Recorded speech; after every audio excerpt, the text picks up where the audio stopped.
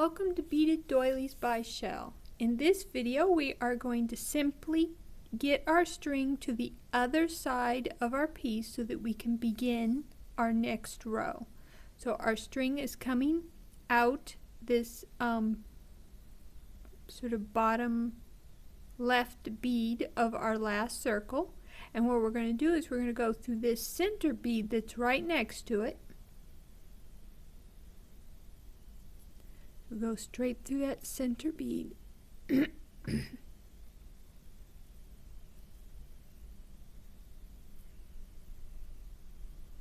And then as our row is going down this direction, we're going to go through that bead that is below where our string is.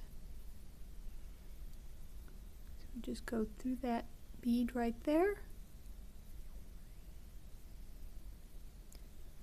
And then we're ready to add the first circle of our opposite side. And we'll do that in the next video. Hope to see you there.